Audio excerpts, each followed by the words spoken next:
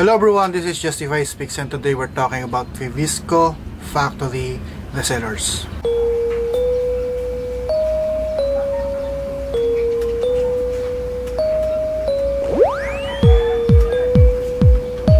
So there's still a lot of viewers who are asking me how to go to the Fibisco factory and how to be a reseller. Just a month ago, there's someone asking me on my YouTube channel asking how to be a reseller.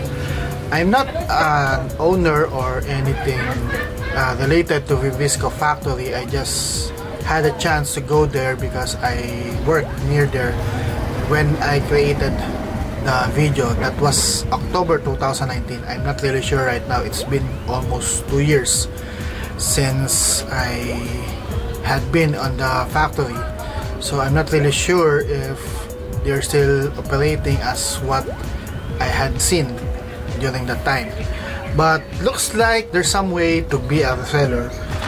One of my parents' cousin is still selling snappers and other Fibisco stuffs that I saw on the factory and also on the store near the factory.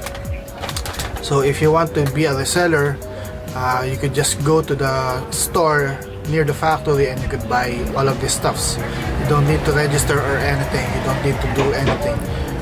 You just need to go there and buy all of the stuffs that is available. So how to go there, I had a video about it explicitly explaining how to go there, but basically you just need to go to SM Light or Robinson's Pioneer, and there you could ride a tricycle or you could just walk and tell them you need to go to the factory of Fibisco or the store where you could buy snacks like this. So it's really near there. It's like less than 1 kilometer from those two malls, but again, I'm not really sure right now if they are open, but hopefully they are. And I heard that there are also main resellers in Taytay. So there are a lot of resellers around Metro Manila on this product, but still you could just go directly to the factory and buy directly from them. The price is not updated. I'm not sure how much it is, but there's a Facebook page for Fibisco factory and I'll put it on the description box below. So if you want to know more about them, just message them on their Facebook page. And again, hope this video helps.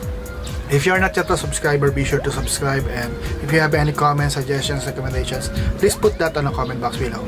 And if you like this video, please press the thumbs up button and share it to your friends. That's all for now. Thank you and God bless.